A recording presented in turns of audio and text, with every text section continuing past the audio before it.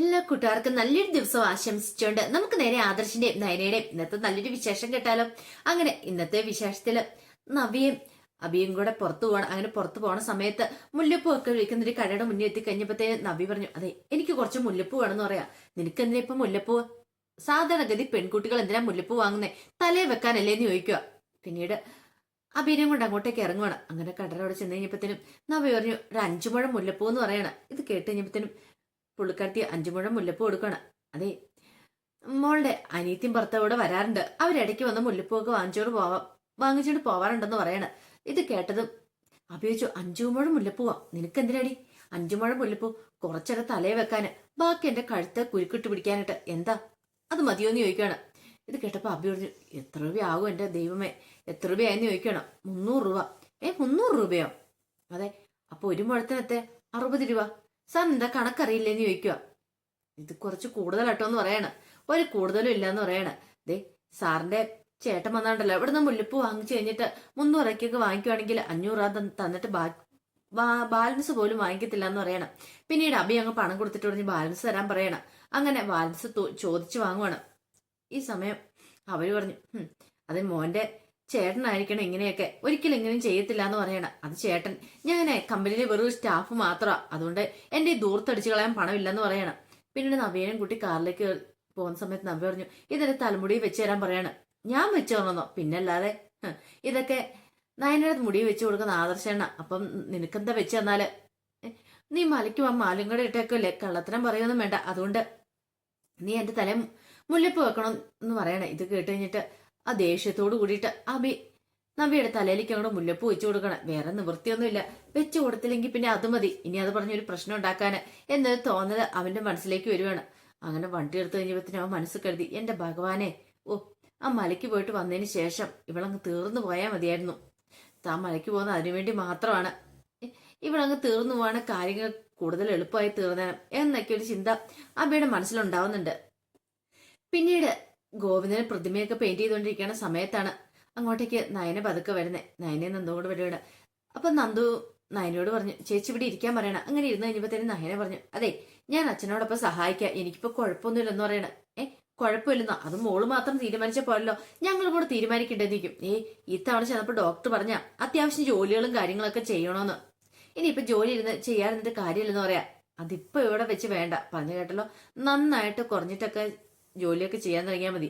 അത് ദേഹമാണെങ്കിലുള്ള പണികളൊക്കെ അതിനു മുമ്പ് ഒന്നും ചെയ്യണ്ടെന്ന് പറയണം. അതിനച്ഛാ ഇത് ദേഹമാണെങ്കിലുള്ള പണിയല്ലല്ലോ, അതിന്റെ ആവശ്യമൊന്നുമില്ലെന്ന് പറഞ്ഞല്ലോ. തൽക്കാലത്തേക്ക് അവിടെ അത് അടങ്ങി ഒതുങ്ങി ഇരിക്കാൻ പറയണം. ഇത് കേട്ടപ്പം കനകൻ പറഞ്ഞു, അത് ശരിയാ, അച്ഛൻ പറഞ്ഞുള്ള ശരിയായിട്ടുള്ള കാര്യം എന്ന് പറയണം. അപ്പോഴാണ് ഒരു കാറ് വന്ന് നിൽക്കുന്നത്. കാറിനകത്തുനിന്ന് ആദർശം അങ്ങോട്ട് ഇറങ്ങി കയറി വരുവാണ്. ആഹാ, ഇതാരാ ആദർശമോനാ, വാ ഇരിക്കാൻ പറയണം.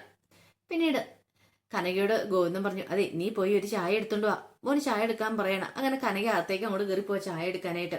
ഈ സമയം നന്ദു പറഞ്ഞു, ആദർശനെ ഇരിക്കാൻ പറയണം. ആദർശം അവിടെ ഇരിക്കുക. പിന്നീട് നയന വെച്ചു, എങ്ങനെയുണ്ട് അമ്മയ്ക്ക്, കുറവുണ്ടോന്ന് ചോദിക്കാം. കുഴപ്പമൊന്നുമില്ല എന്ന് പറയണം. അമ്മയ്ക്കാണെങ്കിൽ എപ്പോഴും ഇപ്പൊ കരണ്ട് പാത്തു കൊടുത്ത ആ പെൺകുട്ടിയെ കുറിച്ച് പറയാൻ മാത്രം സമയമുള്ളെന്ന് പറയാ. ഇത് കേട്ടത് നയനയുടെ കണ്ണുകളൊന്നും വിടർന്നു. പിന്നെ ഇപ്പൊ ഞാൻ വന്ന് വേറൊരു കാര്യത്തിന് വേണ്ടിട്ടാന്ന് പറയണേ. എന്ത് കാര്യത്തിന്? 50 ലക്ഷം രൂപയുടെ ചെക്ക് അമ്മ എഴുതി തന്നിട്ടുണ്ടെന്ന് പറയണേ. 50 ലക്ഷം രൂപയുടെ ചെക്കോ? അതെ, കരണ്ട് പകത്തളി ആ പെൺകുട്ടിക്ക് കൊടുക്കാൻ വേണ്ടിട്ട്. ഞാൻ പറഞ്ഞു ഇതിന്റെ ആവശ്യമൊന്നുമില്ല, അവരിത് വാങ്ങത്തക്കില്ലെന്ന് പറഞ്ഞ. പക്ഷെ അതൊന്നും കേട്ടിട്ട് അത് സമ്മതിച്ചില്ല, അമ്മ സമ്മതിച്ചില്ല. അമ്മയ്ക്ക് കൊടുക്കണമെന്ന് ഒരേ വാശി. ഇല്ലെങ്കിൽ ചിലപ്പം അമ്മ അന്വേഷിച്ച് കണ്ടുപിടിച്ചോളാം, ഞാൻ കൊണ്ട് കൊടുത്താന്നൊക്കെ എന്നോട് പറഞ്ഞു. അത് ആപത്താന്ന് കരുതിയിട്ടാ ഞാൻ ഈ ചെക്കുമായിട്ട് ഇങ്ങോട്ട് വന്നത്. ഞാൻ പറഞ്ഞു അവരെ മേടിക്കുന്ന ആൾക്കാരൊന്നും അല്ലെന്ന് പറഞ്ഞു. ഇത് കേട്ടപ്പം ഗോവിന്ദൻ പറഞ്ഞു, എന്തിനാ മോനെ ഇത് കേട്ട് ഇങ്ങോട്ട് വന്നത്, നിനക്ക് അറിയാവുന്ന കാര്യമില്ലെന്ന് ചോദിക്കാം.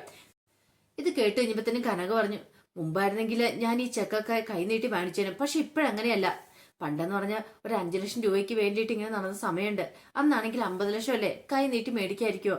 പക്ഷെ ഇന്ന് എനിക്ക് ആ തെറ്റൊക്കെ എന്നെ മനസ്സിലാവുന്നുണ്ട്. പണത്തിന് വേണ്ടിയിട്ടാണ് അന്ന് ഞാൻ ഓടി നടന്നെങ്കിൽ അതൊന്നും അല്ല ജീവിതം എന്ന് ഞാൻ തിരിച്ചറിയുകയാണ്. എന്റെ 2 പെൺമക്കളുടെ കല്യാണം കഴിയേണ്ടി വന്നു എനിക്ക് ആ തിരിച്ചറിവ് ഉണ്ടാവാൻ എന്നൊക്കെ പറയണം.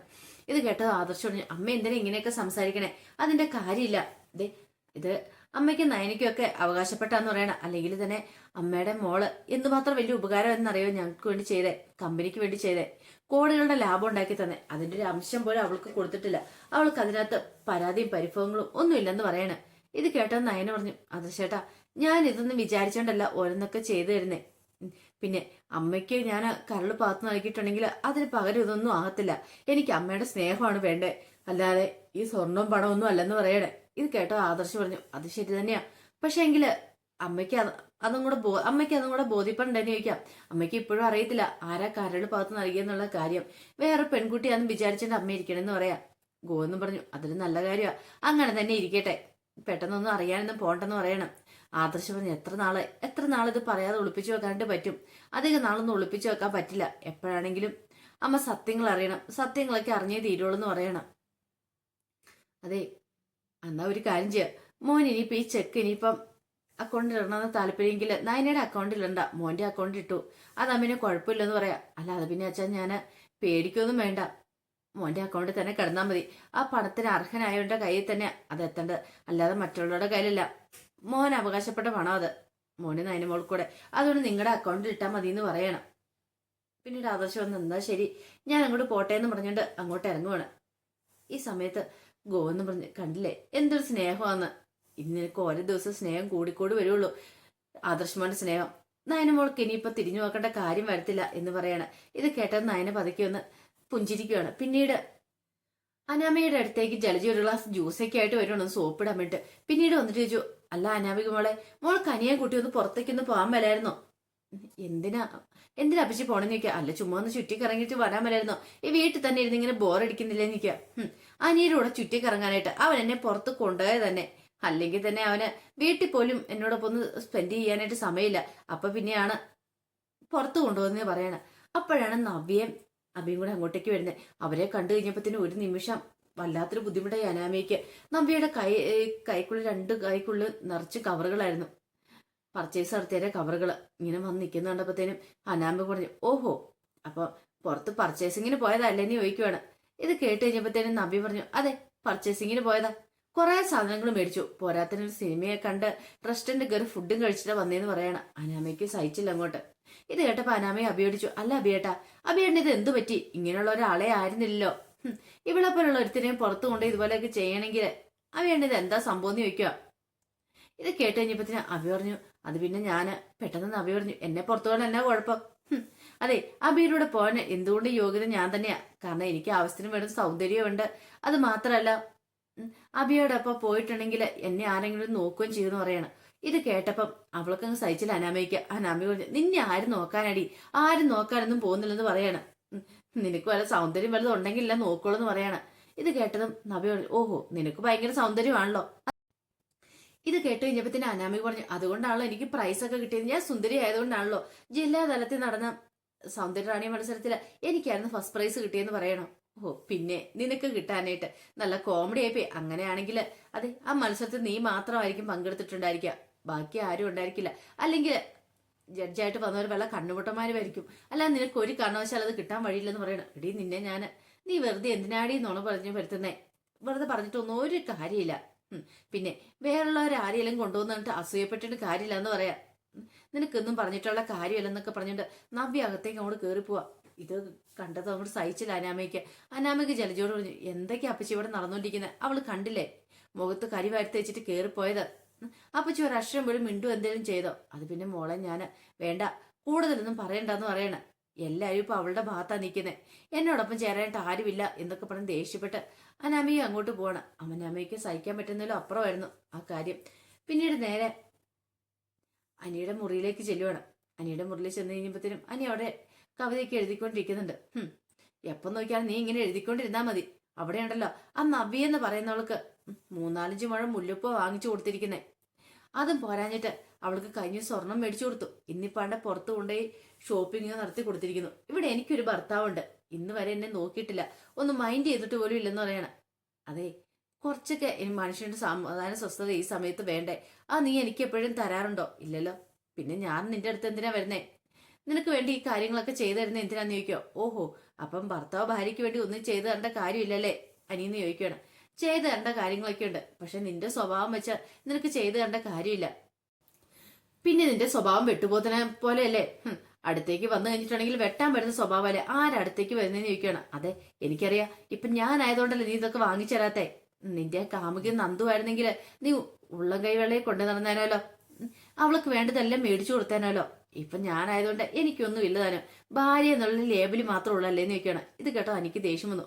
ദേ അനാമിക, വെറുതെ അനാവശ്യ കാര്യങ്ങൾ സംസാരിക്കേണ്ട കാര്യമില്ല. നീ നിന്റെ പാട് നോക്കി പോകാൻ പറയണ. അങ്ങനെ ഞാനിപ്പോ പാട് നോക്കി പോകാനായിട്ട് ഉദ്ദേശിക്കുന്നില്ല. പറഞ്ഞു കേട്ടല്ലോ.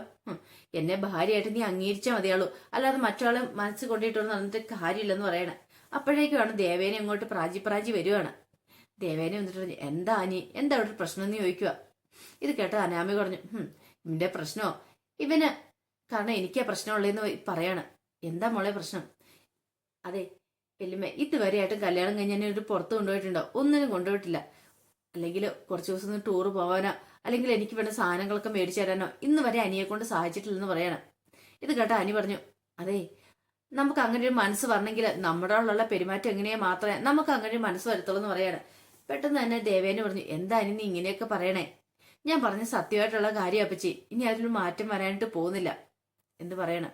ഇത് കേട്ട അനാമയ്ക്ക് ദേഷ്യം വന്നു. അനാമയ്ക്ക് ചാടത്തുള്ളി അകത്തേക്ക് അങ്ങോട്ട് കയറി പോവാണ്. ദേവേനെ വന്നിട്ട് അനിയോട് പറഞ്ഞു, എടാ മോനെ, നീ എന്താ ഇങ്ങനെയൊക്കെ പറയണേ? ഒന്നുമല്ലല്ലോ, അവള് നിന്റെ ഭാര്യയല്ലേന്ന് ചോദിക്കണേ. ഭാര്യ? അവളെ കുറിച്ച് എനിക്ക് കേൾക്കുന്നതിന് ദേഷ്യമാണ്. അല്ല നീ എന്തിനാ അവളെ ഇങ്ങനെ കരയിപ്പിക്കണം എന്ന് ചോദിക്കുക എപ്പോഴും. അതെ, അവള് കരയുന്ന മാത്രം എല്ലാരും കാണുന്നുള്ളല്ലോ, ഞാൻ കരയുന്ന ആരും കാണുന്നില്ലോ എന്ന് പറയണം. എന്താടാ അതിന് മാത്രം നിനക്ക് എന്താ പ്രശ്നമുള്ളത്? ഓഹോ, ഒരു പ്രശ്നം എനിക്കില്ലല്ലേ? അവൾ എന്റെ ജീവിതത്തിലേക്ക് എന്ന് കടന്നു വന്ന അന്ന് തുടങ്ങിയ കഷ്ടകാലം എന്റേത്. ഞാൻ നേരാൻ വേണം സന്തോഷിച്ചിട്ടില്ല, ഒന്നും ചിരിച്ചിട്ടില്ല. കാരണം എന്താ? എല്ലാത്തിനും കാരണം അവള് തന്നെയാ. അവളുടെയും മുഖം വീർപ്പീരും വർത്താനോ എത്ര കൊടുത്താലും അവൾക്ക് മതിയാവൂല എന്ന് പറയണം. ഇത് കേട്ട് ഇനിയിപ്പോ ദേവേനെ പറഞ്ഞു, അനാമികള് പാവാ, നീ ഉദ്ദേശിക്കുന്നതിലൊന്നും അല്ലാന്ന് പറയണം. അതെ അതെ പാവാണ് പോലും. അത് ഇപ്പൊ വല്യമ്മ മാത്രമേ പറയുള്ളൂ, ബാക്കി ആരും അതിനെക്കുറിച്ചൊന്നും പറയത്തില്ല. എനിക്കൊരു കാര്യം അറിയാം, അവളും അവളുടെ വീട്ടുകാരും അത്ര നല്ലവരൊന്നും അല്ലെന്ന് പറയാം. പിന്നെ നയനേടത്തിയെ പോലെ ഒരു അങ്ങനത്തെ ഒരു മരുമകളായിരുന്നു ഈ കുടുംബത്തിലേക്ക് ഇനിയും വരണ്ടേയിരുന്നേ. പക്ഷെ പറഞ്ഞിട്ട് കാര്യമില്ലല്ലോ. ഇത് കേട്ടപ്പോ ദേവേനെ പറഞ്ഞു, നിനക്ക് ഇപ്പോഴും അവളുടെ പുരാണം പറിച്ച് നിർത്താറായില്ലേ നിൽക്കുക. ഞാൻ ഉള്ള കാര്യ പറഞ്ഞേ. നയനേടത്തിയെ പോലെ ഒരു മരുമകളെ കിട്ടാനായിട്ട് പുണ്യം ചെയ്യണമെന്ന് പറഞ്ഞേ. ഇതെല്ലാം കേട്ട് കഴിഞ്ഞപ്പോഴത്തേനും സമനില ഏറ്റുപോലെ ദേവേനെ നിൽക്കുക. അപ്പൊ അതിന്റെ വിശേഷങ്ങളൊക്കെ എന്ന് കണ്ടത്. ഇതിന്റെ ബാക്കി വിശേഷങ്ങളുമായിട്ട് വൈകുന്നേരത്തെ പ്രൊമോയി വരാട്ടോ.